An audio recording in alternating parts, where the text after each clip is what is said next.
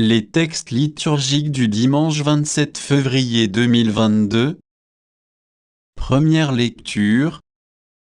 Ne fais pas l'éloge de quelqu'un avant qu'il ait parlé. Sirach 27, 4-7. Lecture du livre de Ben Sira le sage. Quand on secoue le tamis, il reste les déchets. De même, les petits côtés d'un nommé apparaissent dans ses propos. Le four éprouve les vases du potier, on juge l'homme en le faisant parler. C'est le fruit qui manifeste la qualité de l'arbre. Ainsi la parole fait connaître les sentiments.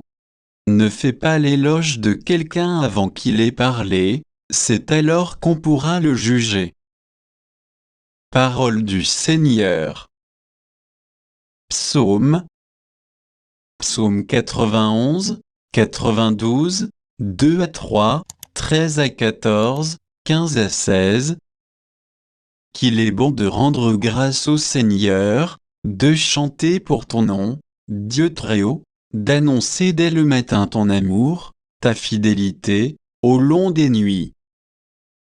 Le juste grandira comme un palmier, il poussera comme un cèdre du Liban, planté dans les parvis du Seigneur, il grandira dans la maison de notre Dieu. Vieillissant, il fructifie encore, il garde sa sève et sa verdeur pour annoncer, le Seigneur est droit. Pas de ruse en Dieu, mon rocher. Deuxième lecture. Dieu nous donne la victoire par notre Seigneur Jésus-Christ. 1 Corinthiens 15, 54-58. Lecture de la première lettre de Saint Paul apôtre aux Corinthiens. Frères, au dernier jour, quand cet être périssable aura revêtu ce qui est impérissable, quand cet être mortel aura revêtu l'immortalité, alors se réalisera la parole de l'Écriture, la mort a été engloutie dans la victoire.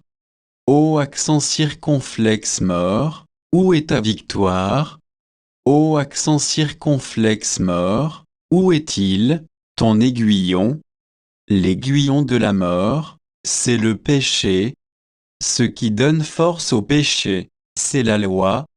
Rendons grâce à Dieu qui nous donne la victoire par notre Seigneur Jésus-Christ. Ainsi, mes frères bien-aimés, soyez fermes, soyez inébranlables.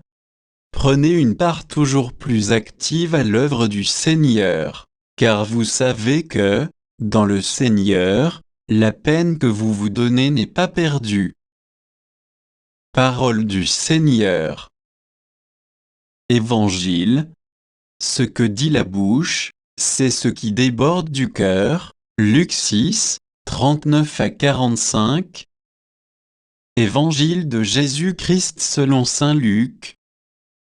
En ce temps-là, Jésus disait à ses disciples en parabole, un aveugle peut, il guidait un autre aveugle. Ne vont-ils pas tomber tous les deux dans un trou? Le disciple n'est pas au-dessus du maître, mais une fois bien formé, chacun sera comme son maître.